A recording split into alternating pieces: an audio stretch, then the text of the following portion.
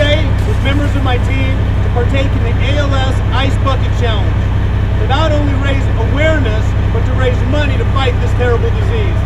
And in doing so, I call out Caterpillar CEO Doug Oberhelman, Group President Levenick, and Vice President Pablo Koziner to do the same challenge. Let's do it. Woo!